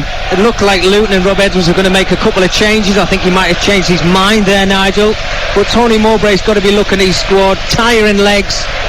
Such a slog this season. Those players on the bench all here, young and inexperienced. He's going to have to throw them on at some point. Now Clark in towards Geldhart, laid off neatly for Pritchard. Good football from Sunderland on this near side, but Osho comes back to break things up, and it's all the way back towards Ethan Horvath once again. Sunderland looking to beat Luton for the first time since December. The Hatters have not been beaten since a 2-1 defeat at Middlesbrough, as Pritchard plays it forward again looking for Geldhart, and as soon as he played that ball he was down on his haunches. Yeah, absolutely. You could see it was a tired pass, wasn't it? Pritchard, even Joe Geldhart, well, he hasn't really been involved in the game. He just looks a little bit leggy at the moment. Lockyer for Luton Town,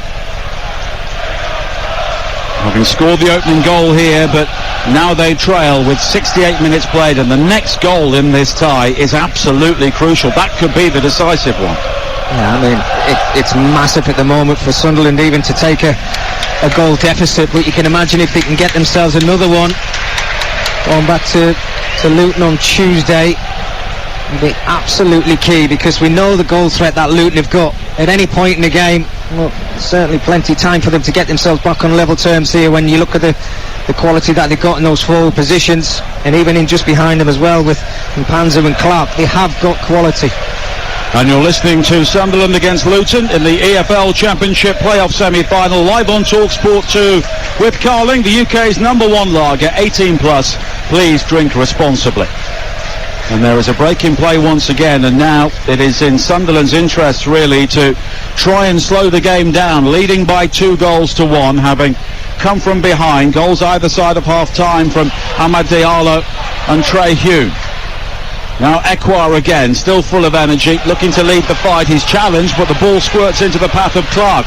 On this near side, Clark will try and take on his man, break into the penalty area. He's challenged by Drama, and the ball has gone behind for a corner kick. That's been a really good battle, Drama and Jack Clark. Drama defensively has been on top of Jack Clark, but in the last few minutes setting up a goal, this time going on the outside, just trying to flick that ball into the area. Again, Drama just got himself back on side. I think he was a bit disappointed it was actually given as a corner. But you can see the way they're setting up again, Nigel, exactly the same way the goal came from. Pritchard again, plays it short towards Clark, rolls the ball under his studs and then curls it high towards the far post. It's headed away as far as Ekwar. Ekwar lets fly, but he was challenged well by Osho, and now the volley comes in from Neil. It's a looper, and it's just over the top. Well, it just wouldn't settle, would it, for Dan Neil? And even Ekwar, he's took an age to get his strike away. As that ball's falling down, you know you're going to get closed down and pressed. You can see the Luton players coming out, making themselves as big as they possibly can. Again, it's Luton who are now not clear on the lines from set pieces, which is a real concern. Luton finished 11 points ahead of Sunderland in the regular season, but they're 2-1 down here as Pritchard looks to play in Diallo again on this near side, the left, but it's cleared away by Drama, who is working overtime at the moment because every Sunderland attack comes on this near side as Gooch wins it back from Adebayo. And now Hume plays a raking ball wide to the far side. Roberts in pursuit, but he won't keep that ball in play. But it does ensure that Luton will have to restart very close to their own goal. Yeah, well, he got the opportunity to break out because eventually Luton give the ball away. But again, super defending from Drama. And then a hold-up play of Carlton Morris up front. Just that little chest flick inside. Very clever. And there's going to be a change here, and it's Cody Drama who is coming off, and Fred Onyedinma is coming on, so it could be a switch to 4 at the back for Luton, although it does seem that Onyedinma, who is better known as an attacking midfielder, could slot in here as the right wing back. Yeah, it could be a change in system, Nigel, or as I said before, just to freshen things up. Well, energy in those wide positions were absolutely key going into the later stages of this match. Onyedinma has been promoted via the playoffs with both Wycombe and Millwall previously in his career, as an excellent challenge comes in on this near side from Lyndon Gooch on Jordan Clark, and then he gets up and waves his fist towards the crowd on this near side to try and G them up. What a challenge. It's certainly one that he had to get right, Lyndon Gooch, and he did so.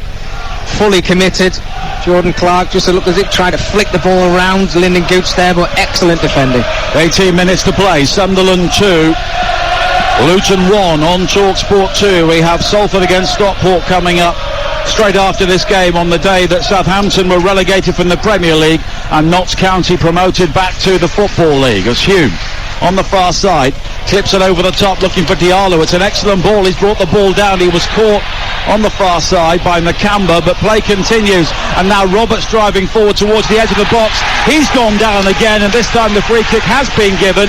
The challenge by Doughty, and Doughty will receive a yellow card. He turned his back, Doughty. I think he knew exactly what was coming there.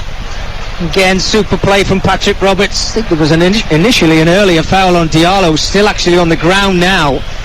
Everybody hopes that he's okay. His teammates are waving the physio on, but this is a dangerous area again now. It looks as if it's a little bit closer than what the initial free kick a couple of minutes ago, which the actual Diallo took. I'm just wondering whether it's just a little bit too far out. You've got to get a lot of pace and dip on this ball to beat Horvath in that Luton Town goal. But the momentum certainly with the home side now. And maybe they can sense that they can put this tie, if not beyond Luton here, but make it very difficult for them heading to Kenilworth Road in the second leg, live on Talksport on Tuesday night. We have Coventry against Middlesbrough, the other semi-final coming up live on Talksport tomorrow at noon with Adrian Durham, Ian Danta and Chris Owellamo. Bradford against Carlisle, the other League 2 playoff semi-final, will be with Mark Wilson and Neil Redfern on Talksport 2 tomorrow night, and then on Monday night we have Leicester against Liverpool. Ahmad Diallo is back on his feet, but he's hobbling away to the far side. Injuries have been an occupational hazard for Tony Mowbray this season. You can ill afford to have any more, and certainly to one of your star players, if not your star player. A little bit jaded, Ahmad Diallo there, but he's back on his feet. Looks as if he's going to come back onto the pitch, which is great news. You can hear the applause from the home support as well. Back to this free kick, and I'm sure they want to try and get him on the pitch to maybe take this. Well, Pritchard is over it. He looks absolutely shattered. Many Sunderland players do now. It will be a fairly tight turnaround for them with the second leg coming up on Tuesday night. Yeah, it's a big concern that, isn't it? Your rest and recuperation after this game is so key. Get your feet up. Well, Diallo still waiting to come back on, so Pritchard is over the free kick, high towards the far post, and in the end it's just beyond a lunging Clark, and it's gone behind for a goal kick. Yeah, just tried to whip that one in with a lot of pace. Was never going to have height on it. Again, you can see the Sunderland players still committed and trying to get on the end of a really good ball in from Pritchard. Just had a little bit too much pace on that one. But home wins have been a rarity for Sunderland recently. 39 of their 69 points came away from home, and they only have the 16th best home record in the Championship this season. 7 wins, 9 draws and 7 defeats, but the playoffs, it is all about what you do on the day. Yeah, no, absolutely, Nigel. And so far so good. If you're a Sunderland player, they're getting the job done. Home form has been a real concern this season. 30 points they picked up at home, which you think about on the scale of things, it's not good enough, but mid-table, being able to creep into the playoffs, which was absolutely massive on that final day. Now on your Dinma on this near side, has support from Clark. Clark then clips it into the penalty area, but it's cleared away by O'Neill and taken down by Diallo, who is back on the field of play. He pirouettes, he's got support from Pritchard on his outside, and then Clark again with the challenge, and it's another yellow card for Luton. Jordan Clark this time, and so many Luton players at the moment are lunging in for balls they've got no chance of winning. Yeah, you're completely right, and they have to be careful. Last thing they want is to be going down to 10 men going into the final stages of this first tie in the playoff semi-final. And Jordan Clark, I mean, it's great play from Diallo to get away from his marker, and I think Clark just knew, again on that centre circle line. Clark again's been caught by Nakamba, has he? Well, it seemed to be a foul, but this time the referee allows play to continue. Wow. Well, that's a bit bizarre for me. Well, Tony Mowbray can't believe it, and I have sympathy with that. Absolutely. I mean, Jack Clark's in a fantastic position. He's got away from his man. He's got no reason to go to ground whatsoever, and there's even an apology. I think it's Amari Bell who's made the foul, putting his arm up towards Jack Clark to say, look, I'm sorry, I did catch you, but the referee's just let play go on, and you can see. Well, it was Nakamba, and he's on a yellow card. Maybe that's why he's got away with it, Nigel. Look, I mean, as a player... Well, a free kick's a free kick, though, isn't it? Correct. He's got to give the foul, which it was a foul. You can hear the crowd. Jack Clark's gone to ground. If he's got a big decision to make, the referee, then he's got to pick out his yellow card again. Gelhardt. Poor ball from him, wide to the far side. 12 minutes to play on Talksport 2. Sunderland 2, Luton 1, and Carlton Morris, who we've barely seen in the second half, has been penalised for handball inside the centre circle. And this has been a very un-Luton-like performance from the Hatters in the second half. It has, and they just can't get the service up to Morris and Adebayo up front, and that's why I think Rob needs to change things up and give his side a chance to get back on level terms. Well, I'm just watching Morris at the moment. He's limping a little bit now. I don't know if he just got a little whack on his calf and he's going to run it off, but just if he was limping a little bit. Now Clark turns away from Osho on this near side, breaks into the penalty area, pulls it back. Lockyer makes the challenge, and the ball spun back off Clark behind for a goal kick. Well, they're getting in behind them, Sunderland, too much now. This back line of Luton Town in between the centre halves and full backs. Jack Clark's certainly grown into the game. It's like he's been given a licence to go and play a little bit further forward, and he's enjoying himself more. Well, Luke Berry is coming on now for Luton, replacing Jordan Clark. One of those players on a yellow card. Luke Berry joined them when they were down in League 2, looking to make the leap from the 4th tier to the top tier, former Cambridge United player, and he is on now. And Luton dropped 27 points from winning positions this season, and of course no points on offer here today, but they did hold the lead for a long time in the first half. All these stats, they all build up throughout the whole of the season, and it's certainly something that you look at and what you need to get better at. Oh. Now Morris lets fly from 30 yards, had nothing else on as he gathered the ball under pressure, and it's over the top, but really it was worth a go. But he's hobbling, he's not happy. He's got a problem, Nigel, hasn't he? You can see, I think it's his Achilles or his calf. He's just stopping now. He can sense he's got a problem. That's probably why he took the shot on. Look, you're completely right. There was nobody in front of him, so he did have to take that strike on, but he's got a problem. And now, on the far side, Patrick Roberts is down as well. And so both medical teams are on, although Morris has ushered them away.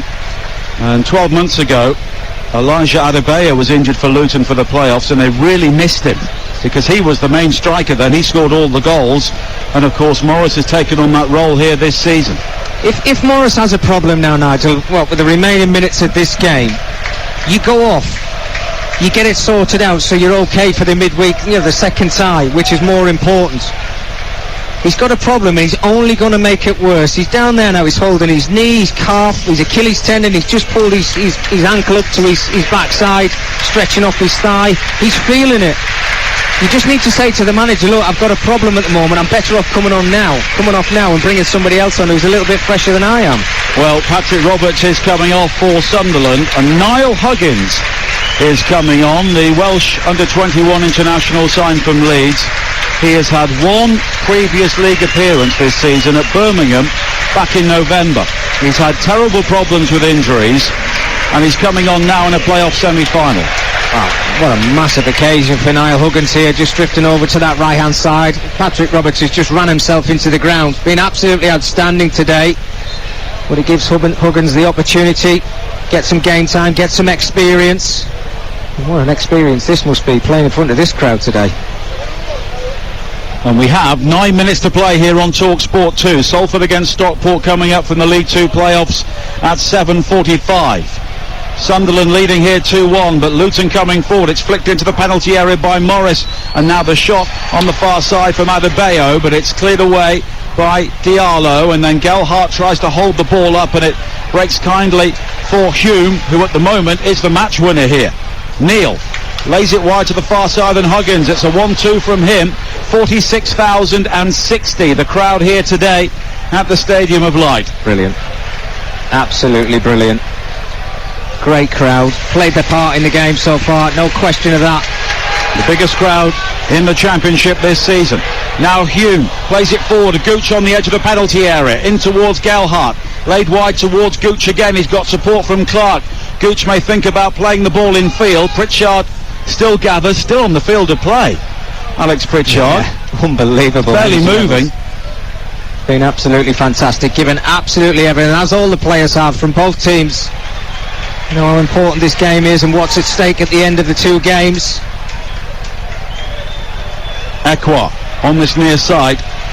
Sunderland, of course, have been to Wembley a number of times in recent years, in playoffs and Papa John's finals, but this will be something different. Pritchard now on the edge of the penalty area, goes down, but I think he was looking to manufacture the contact as the challenge came in from Onyedinma, but Luton have given the ball away again. Ekwa forward towards Gelhardt, he goes down on the edge of the box. Looked to be a good challenge by Nakamba. Nakamba's lost out though to Diallo. Diallo riding the challenges, and he's still going, works a 1-2. Diallo then goes down inside the penalty area, and he will be booked for diving. Well, I actually don't think it was a dive, Nigel. I think he just ran out of steam. Amad Diallo, he was involved in the play on a couple of occasions, and when he got himself into the box, I think he just lost his footing and went to ground, but he has been given that yellow card.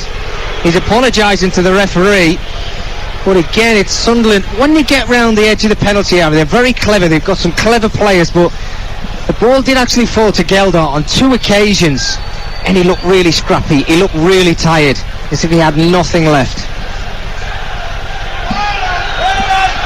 Horvath clears downfield from the free kick for Luton. 6.5 minutes to play here on Talksport 2, and that's a heavy challenge on this near side from Osho, who's done well to avoid a yellow card so far today. Pritchard, the player who has gone down, and he continues to avoid a yellow card. Yeah, he's not going to get booked for that challenge. I mean, it would have been harsh. Yes, he brought Pritchard down on that halfway line. Well, you can see the players now. I think they're just hoping and praying that the referee blows his whistle, because they look as if they've just got nothing in the tank. Clark from the free kick almost wins it back on this near side. Tangles with Onyedinma, and in the end it's a throw-in to Luton. And Luton need to keep in touch. No team in the Championship has ever overturned more than a one-goal deficit. Of course, we've had a number of sides come back from a goal down in recent years and go on to eventually win promotion, but at the moment this tie is really in the balance, with Sunderland leading 2-1 coming towards the end of their home leg, with the match coming up live on Talksport at Kenilworth Road on Tuesday. Clark challenged on this near side. Again, it was really attractive football between Clark and Pritchard as they tried to work the ball around, and really that guile is what has taken them away from Luton in the second half. It has, and I have to say, I mean, I expected more from Luton in the second half. The fresher legs, the more confidence, you could say, from finishing third in the division. But I've been disappointed, I have to say. I don't think they've showed enough. They've not been able to get the ball up to Adebayo or Morris. And now Ekwa looking to win it back from Nakamba, who was backpedaling. And the Canberra's given the ball away. Here is Ekwar again, and Diallo breaking forward now for Sunderland. He's got support from Pritchard on the edge of the penalty area, but it's cut out by Berry, and Luton will clear. Such an open game. It's end to end, but there's a lot of sloppy play as well, I have to say, but there's so many gaps. Just need to find and dig deep for that little bit of energy that you've got left in your body and come up with that bit of quality. Well, we saw 6th beat 3rd in League One last night, and in the Championship we're about to see a repeat scoreline here, not as emphatically as Peterborough's victory over Sheffield Wednesday, but it would be an important victory here for Sunderland, needless to say, as more players go down, I think, with cramp, and there was an opportunity for both coaches to bring their players in. Well, you can see the gels are being thrown on, Nigel, and the energy drinks, basically because the players are just flat out. They've got nothing left to give. So this is a real little respite for them, just to give them that little bit of pep talk from your manager and your coaches, either to see out the game if you're Sunderland, or how Luton can possibly break Sunderland down and get themselves back on level terms in this final 5 minutes of normal time. Well, Luton have not really had a shot in the second half, have they? Have not really had a shot since the equalising goal. Yeah, absolutely. I mean, well, the one I can think of is the Carlton Morris opportunity, which was in the second half, but that was from about 30 yards out. And I think it just shows the way that Luton have been. They've kind of played nice football in the midfield area, but when they try to get the ball into that final third, Amari Bell, I've expected more from. I love watching him play, and I think he's great when he gets into the opposition's half. He's got a great left foot, but we've never really seen him get past the halfway line. And again, I keep going on about the two forward players, Adebayo and Morris. Look, they've just not been able to grow into the game at all because the quality's not been there for them. Rhys Burke is coming on to replace Alfie Doughty for Luton for the closing 2.5 minutes here.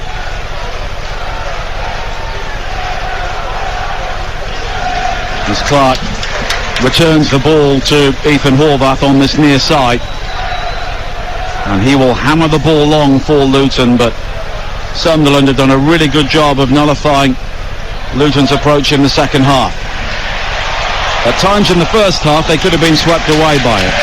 Yeah, you were just thinking, when's the next goal going to come from a Luton perspective in that first, 35-40 minutes. Looked a real threat from set pieces, and they were getting the forward players involved. You could see that Jordan Clark, when he was on the pitch, was trying to burst forward. And also in Panzu as well, they looked a real threat and looked as if they had the better quality, but the more the game's grown, Sunderland got themselves back on level terms. It was only them who wanted to go on and win the game by the looks of things. Horvath clears the ball long again. Pritchard is down on this near side. I don't think he can continue here. No, he's basically been shattered for the last 15 or 20 minutes. I think he's just gone down and sat on the ground because his hamstrings have probably just tightened up that much. And Tony Mowbray wants to make the change, and Abdullah Bar, another teenager, will be coming on when there is a break in play. Luton looking to attack here, but Diallo brings the ball clear. But Luton quickly win it back, and Sunderland here are down to 10 players with Pritchard out of the game. Well, there's boos and jeers, but if you're a Luton player, you're not going to kick the ball out to let Sunderland make a substitute, so they've just got to carry on until this ball does go out. Osho charging forward now into the penalty area, but the ball then is a poor one, and it's claimed by Patterson. And now the treatment will be waved on as we enter the 89th minute here. Yeah, there's a change. I mean, they're going to make that change, aren't they? I think they're just trying to tick a little bit of time away here by the physio coming on and treating Alex Pritchard on the pitch, when I think they know they can just walk off. But then Barr's going to come on the field for the final few minutes. Very talented midfield player. And he will come off the bench for the 20th time this season. Abdullah Bar, French under-20 international. And the home crowd rise to acclaim Alex Pritchard. And he's hobbling, and you wonder at this stage whether we'll see him on Tuesday. It's difficult, Nigel. I mean, you think about the recovery. I mean, it's ice bath straight into that physiotherapist room and just get the treatment that you need. And I keep going back to this, you've got to rest up. You've just got to try and instill that energy back into you in the next couple of days, because he's so key, Alex Pritchard. He's such a clever player. he'd be a huge miss. So he's not played a lot of game time over the last couple of months, and I'm really surprised he's actually still out there now, albeit just come off the pitch now. Almost given away by Sunderland on the edge of their own penalty area, but 09 will clear. Now Gelhardt, infield again towards Barr. First opportunity for him to attack, of course, fresh legs, but he forgets to take the ball with him. And Berry wins it back now for Luton, wide to this near side, but Jack Clark was back defending well, and he slides into Rob Onyedinma, and it will be a throw into Luton on this near side. We are into a minimum, I think, 8 more minutes here. Well, this is the moment for Luton Town, knowing that Sunderland players are absolutely shattered. They're freshening things up, couple of changes. But it was pretty much like the first half where Sunderland didn't really have that goal threat. It's now Luton Town who've not really had it in this second half, but you just want that moment. And there's certainly enough time for them to get that chance. Sunderland 2, Luton Town 1 here on Talksport 2, the home of the EFL playoffs. Salford against Stockport coming up from League 2 at 7:45. And it's cleared downfield again by Patterson. And not clear on this near side by Burke. And at the moment, Sunderland, or their fans, would greet this, I think, almost like a semi-final victory, but there is still a lot of hard work to do. Yes, there is. And you can see there's no rush in taking these throw-ins now. From the home side, they're just trying to tick time away as much as they possibly can, keep hold of that ball, sap the energy out of these Luton Town players as much as you possibly can, knowing in under or just over 48 hours there's going to be another 90-minute slog. Now Clark charging forward on this near side, he's bowled over by Onyedinma, and it will be a free kick here for Sunderland. Yeah, same thing, very good play from Jack Clark. He's fantastic with that ball at his feet, he makes up so much ground. And Onyedinma, he's got the wrong side of him, just a little shove on Jack's shoulder there. He had to go to ground, and again, there's no rush. You probably try and play this around and try and play it around the corners. Just keep hold of that ball as much as you can. 09 all the way back towards Anthony Patterson, 23 years of age this week, and he's played every single minute in his first full season as the Sunderland number 1. Now Hume flips it over the top, looking for Diallo. Lockyer's clearance only falls to Diallo again. He can now look to break towards the edge of the penalty area, and he's got support from Huggins. Huggins hugging the touchline. Now Barr finding Diallo again, and Sunderland here looking to play keep ball deep inside the Luton half. And we have just over 3 minutes of added time to play here. Sunderland leading 2-1 on Talksport 2, and it looks like they'll be taking a crucial lead to Kenilworth Road. And Luton need to get this ball forward as quick as they possibly can, running out of minutes to find that equalising goal. Now an opportunity for Barr to break forward again, but Berry comes back to make the challenge. Barr has gone down, but it's played down the line by Gelhardt looking for Clark. It spins in field, but in the end the whistle has gone and a free kick's been given to Luton. Yeah, Jack Clark just going to ground out, made a bit of contact on Onyedinma on this right hand side. Well, I talked about Luton being direct and just getting that ball into Sunderland's half. Paul Arthur's the goalkeeper, he's the one who's come up to take this long free kick, and that's all they have to do in these final few minutes. Horvath bangs it long downfield again, and the ball's allowed to bounce on the edge of the penalty area before Neil gets the ball clear. Gelhardt with a back heel, and it's played over the top from Neil, looking for Diallo. Oh, the ball almost misjudged by Bell, but he got lucky there as it spun away from Diallo, and Bell is able to recover and find his goalkeeper. Wow, I mean, that's heart and mouth stuff, isn't it? If you're Amari Bell, didn't really get control of that touch as the ball was coming out of the air when Diallo's just hunting you down. 90 seconds of added time to play here. A long ball played forward again for Luton, hacked away though by Clark up to the halfway line. Diallo was all on his own, but he's got there on the far side before Bell, and in the end he was looking for the support from Huggins, but it's quickly cut out by Nakamba. And the Zimbabwean has it now on the halfway line. Gelhardt makes the challenge, but it's played forward again by Luton, up towards the edge of the penalty area. Cleared away though by Clark, who's had an excellent game defensively as well as going forward. Now Berry on the edge of the box for Luton, but O'Nien wins it back. It's hammered away by Ekwa, smashes his teammate Gelhardt in the face, but then Sunderland win it back. But now a free kick's been conceded by Ekwa for a challenge on Bell, and Luton here maybe have one final chance to load the ball into the penalty area. Well, this is their moment. The game has just become so sloppy because the players have got nothing left. They're absolutely out on their feet. They're so tired. They've given this free kick away in Sunderland's half. You can see how many bodies Luton have brought forward. You need that bit of quality. We've been asking for it in the whole of this second 45 minutes. It's not been there, but this could be the moment. McCampbell will take the free kick. Everybody back here for Sunderland in the 96th minute. High to the far post. Morris wins the header back into the 6-yard area. It's not being cleared. Driven in though by Bell, but blocked on the edge of the 6-yard box. Berry tries to win it back. Lockyer keeps it alive. Ekwa heads it away wide to the far side, and the full-time whistle goes. And Tony Mowbray's patched up, precocious team have a first leg lead in their quest for the Premier League. Luton Town led for long spells in the first half, but from the moment Ahmed Diallo scored the equaliser, this was Sunderland's night.